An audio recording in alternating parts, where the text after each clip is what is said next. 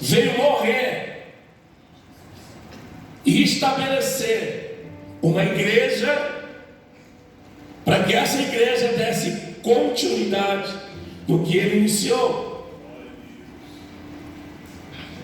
Qual a necessidade da missão? Porque todos pecaram e destituídos foram da presença de Deus. O pecado rompeu uma aliança que havia entre Deus e o homem. O pecado quebrou isso. Aí em João, capítulo 3, verso 16, diz: porque Deus amou o mundo e deu o seu unigênito Filho para morrer, para que todos que crerem, mas como que as pessoas vão crer se não tem quem pregue? Como que as pessoas vão saber de Jesus se a gente não anunciar? Porque assim nós nos convertemos e aí estamos cheios de amor por Deus. Não medimos esforços, não, tudo a gente está disponível para fazer. Só que isso dura um tempo. Por quê? Porque o conforto da igreja, e olha, parabéns pela igreja, que igreja confortável, bancos abençoados, cadeiras abençoadas. Parabéns mesmo pela igreja que vocês têm para cultuar o Senhor. Só que se a gente não tomar cuidado, isso desfavorece, porque nós acostumamos com o conforto do ambiente e esquecemos que não fomos chamados para ficarmos aqui confortáveis. Deus não nos chamou para ficarmos confortáveis enquanto tem pessoas perto de nós morrendo e indo para o inferno. Enquanto estamos reunidos confortáveis, há pessoas sendo tragadas por Satanás, há pessoas sendo destruídas pelas drogas. Mas isso não é problema meu. Você pode dizer: é porque Jesus disse: ide por todo o mundo. Jesus nos deu uma missão. E se eu perguntar, nós já estamos no 5º mês do ano. Amém? Amém. Amém? Amém. Quantas almas você ganhou para Jesus esse ano? Já passaram 5 meses. Quantas almas? Quantas vidas foram influenciadas através de você a estar com Cristo este ano? 5 meses. 5 meses. De 30 dias. São 140, é isso? 140 dias, é isso? Tem a mão de matemática? 150 dias se passaram e nós confortavelmente cultuando ao Senhor. E talvez a gente não vai ter essa estatística, mas quantas pessoas morreram aqui em Guariba? Quantas pessoas morreram lá em Jaboticabal sem estar com Cristo? Porque a sua igreja está confortável. E quando eu estou falando de igreja, eu estou falando só, não, estou falando no contexto geral. Nós, como igreja, precisamos voltar de fato a deixar que Deus queime o nosso coração de paixão pelas almas, por vidas. E nós precisamos sair desse culto hoje, dizer: não, qual é o próximo culto aqui de novo, pastor? Quarta-feira. Eu preciso sair daqui hoje e dizer: não, quarta-feira eu não vou chegar na igreja sozinho. Eu vou me empenhar, eu vou me esforçar para que Deus me ajude a trazer alguém comigo aqui neste lugar.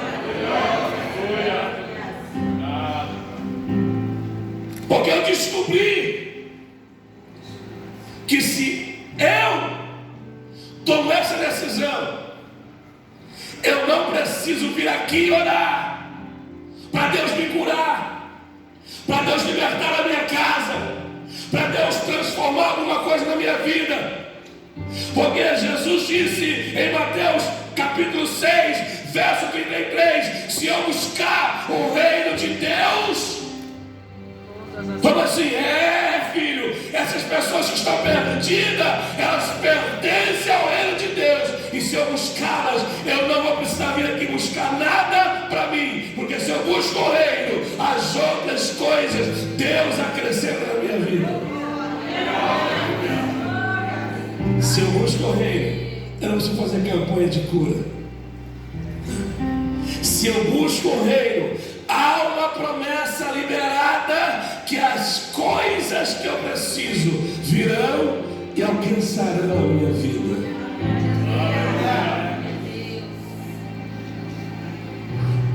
Eu preciso entender. Primeiro, quem dá o chamado para a missão? Deus. Isaías capítulo 6, verso 8. Isaías diz: então eu ouvi uma voz que dizia: quem enviaremos? Quem há de ir? Então o chamado para a missão vem de Deus. Deus é quem dá o chamado para a missão, amém? Da onde vem o chamado? De Deus.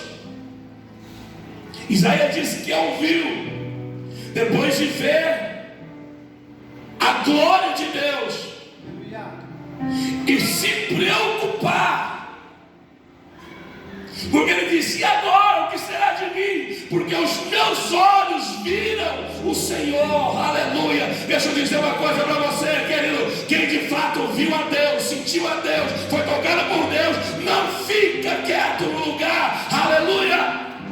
Isaías diz: e agora? Aleluia. E agora o que será de mim? Eu digo: o que será de você? Será um ganhador de almas para a glória do nome do Senhor. Você vai trazer, querido, eu quero que você seja um causador de problema nessa igreja. Deixa agora, peraí, deixa eu te explicar. Eu quero que você cause um problema grande aqui nessa igreja. Como assim? Coloque o seu pastor para pensar: e agora? Não tem mais como expandir para lá nem para cá. Então ele vai ter que pensar em comprar um lote maior, construir uma igreja maior. Por quê? Porque eu vou fazer a minha parte de trazer vidas para aceitar a Cristo neste lugar.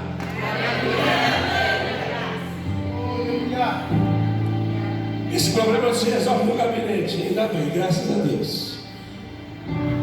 Por quê? Porque o chamado vem de Deus. E para quem é o chamado? Para quem? Para todos. Todos aqueles que um dia foi tocado, foi alcançado. Quem já foi alcançado pela graça poderosa de Jesus aqui, deixa eu ver. Levante a tua mão para eu te ver, vai, levante a tua mão. Deixa eu ter gente tímida aí, deixa eu ver. Quem já foi tocado? Olha que interessante. Há uma chamada. Há uma chamada. Mas aí, o Isaías se esconde diante das suas dificuldades. E olha o que ele diz: e agora? Como é que eu vou fazer isso? Eu sou um homem de lábios impuros. Eu habito no meio de um povo de impuros lábios. Ô Isaías, é esse o seu problema? O seu problema é a iniquidade? O seu problema é o pecado? Então, a Bíblia diz que um anjo pegou uma brasa com uma tenaz e veio voando e tocou os lábios de Isaías, e o Senhor disse: aleluia, estão purificados seus lábios e perdoados seus pecados, aleluia. Não se esconda, não se esconda atrás das fraquezas, não se esconda atrás das dificuldades, porque quem quer de fato vai fazer, porque Deus vai ser contigo, aleluia. Aleluia. De quem é o chamado de Deus? Para quem é o chamado? Para todos aqueles que um dia já foi alcançado pela graça maravilhosa, pelo sangue derramado na cruz. Precisamos discernir o chamado.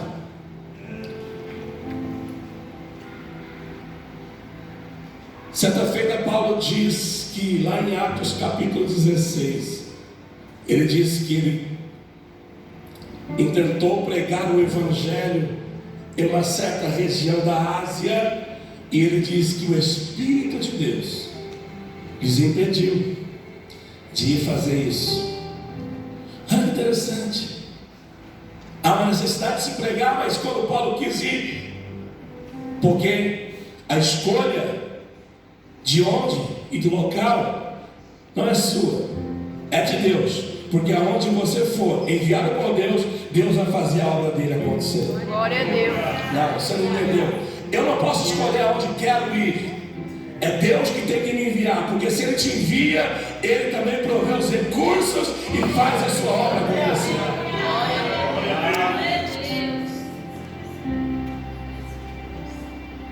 Eu preciso discernir o chamado, mas também preciso entender que a necessidade do chamado é porque tem pessoas gritando. No mesmo capítulo, onde Paulo diz que foi impedido a ir pregar, no verso 8 ele diz que teve um sonho, uma visão de um homem da Macedônia dizendo: atravessa a Macedônia. Talvez tem pessoas aqui assentadas hoje que Deus tem projeto de atravessar a Macedônia. Nós não sabemos o chamado de cada um. Por isso você precisa discernir, estar em Deus, para entender o que é que Deus quer que você faça. No mesmo capítulo onde ele diz: não pude ir porque o Espírito não deixou, ele vai dizer na frente: tive uma revelação. Um homem na Macedônia dizendo: Paulo, atravessa a Macedônia e vem nos ajudar. O que é isso? Vem pregar para nós. E ele vai então, com a sua equipe, Paulo e Silas. Essa se conhece. Fazer missão lá em Orlando. Eu quero ir em Orlando, na Disney, ali, Nova York, fazer missão.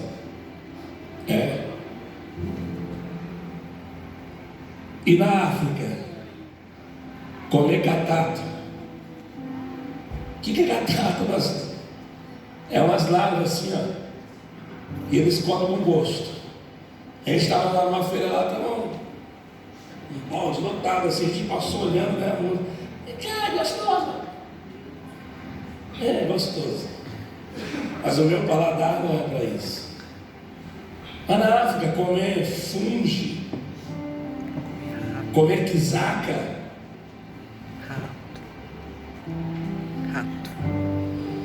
em alguns lugares comer rato. Mas é rato silvestre, não tem problema não. Silvestre, não é esse daqui, mas é rato. E o pior, meus pastores, não pega o ratinho, abre o ratinho, tira as vísceras do ratinho, não. Pega o ratinho, joga no fogo, cozinha, assa e come do jeito que está.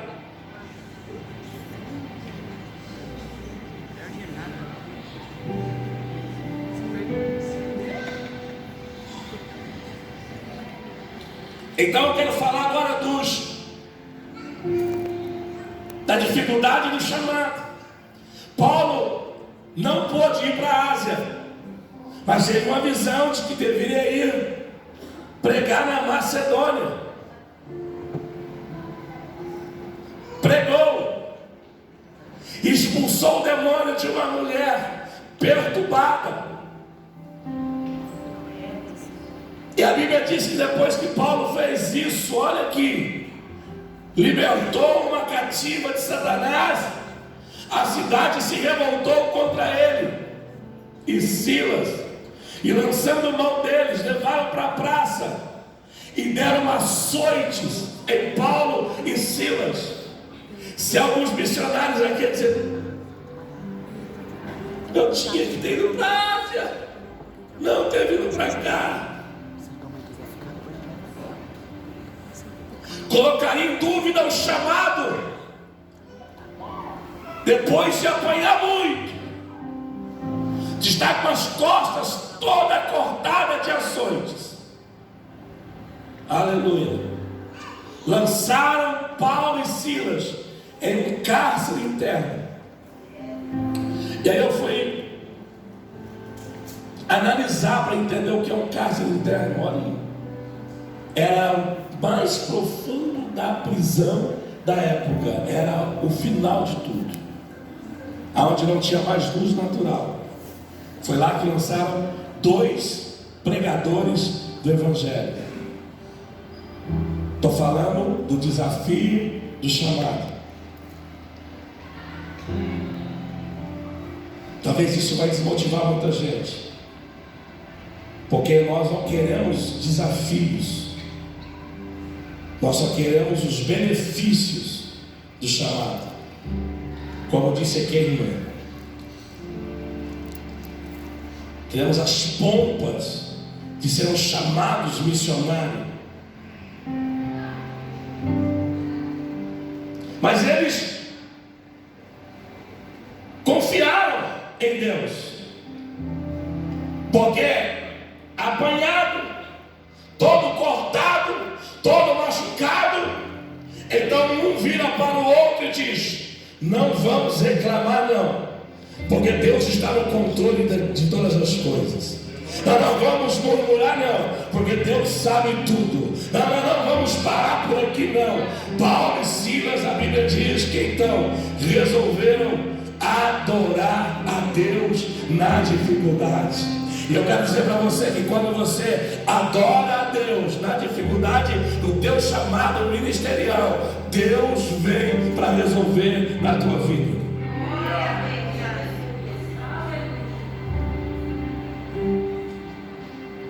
Amém. Saiu um grupo de pessoas aqui de 4, né?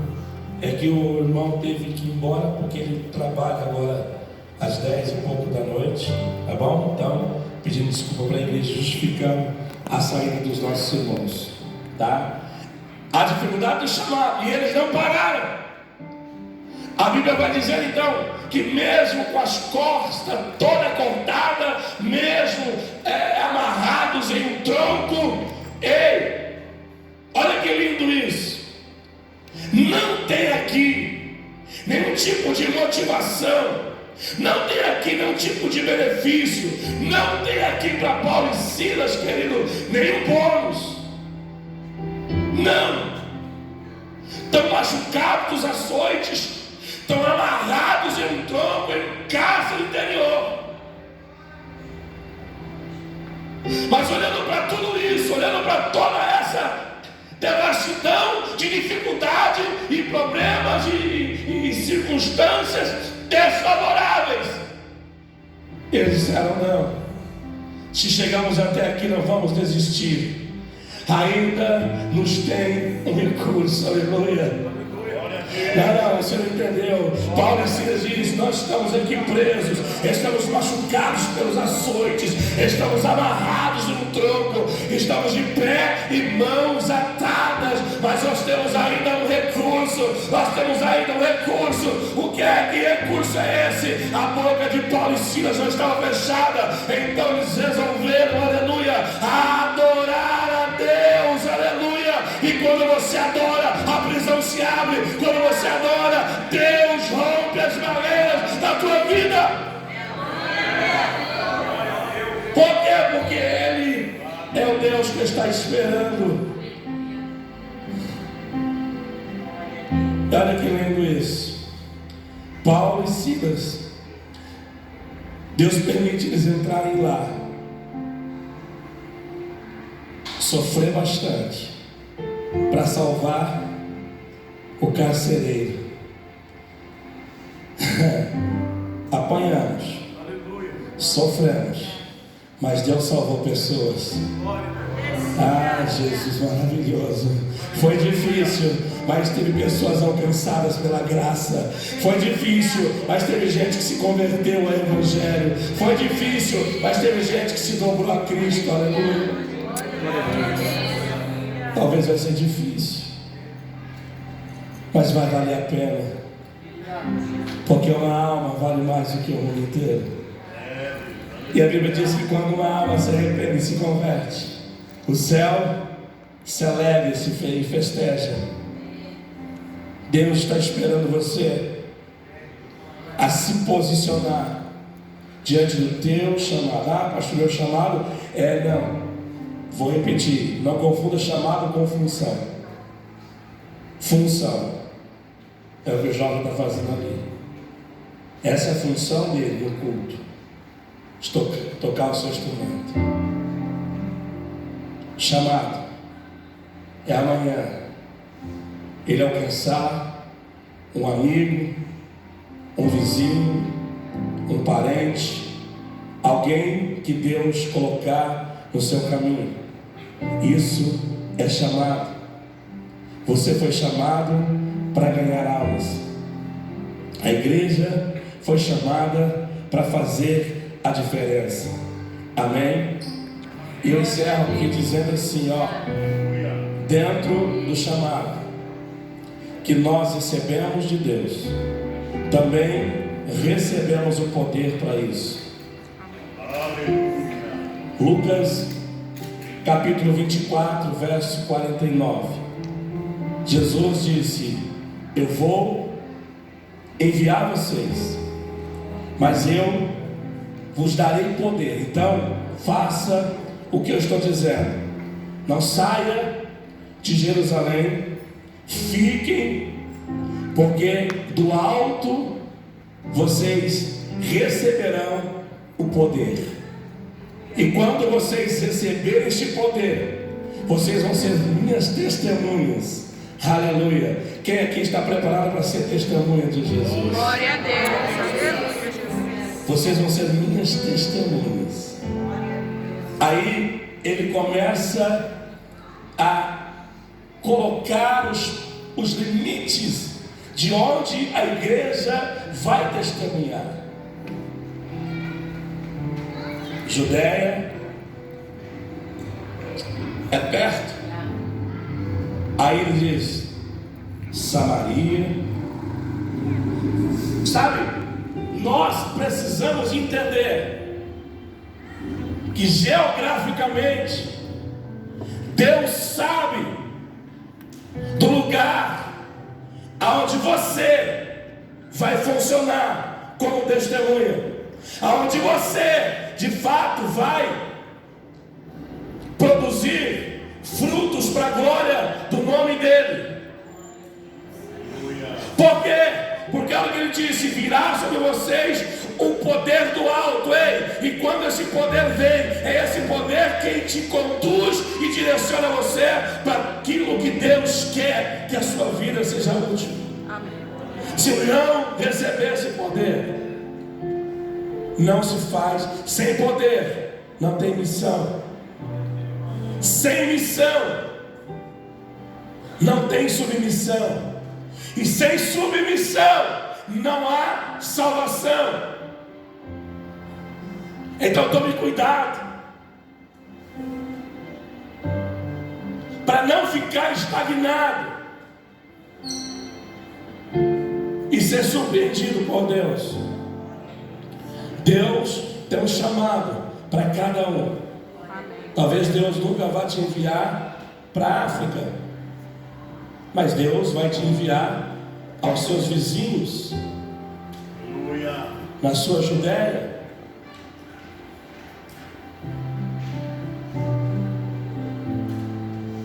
Nós precisamos entender que o nosso chamado é grande. Você não imagine quantas pessoas Deus tem confiado nas tuas mãos para serem salvas, assim como você já foi. A irmã disse aqui que Deus nos alcançou através de missão, e essa é uma verdade. Salva aqueles que nasceram já no berço evangélico. Mas se você nasceu no berço evangélico, alguém falou de Jesus para os seus pais.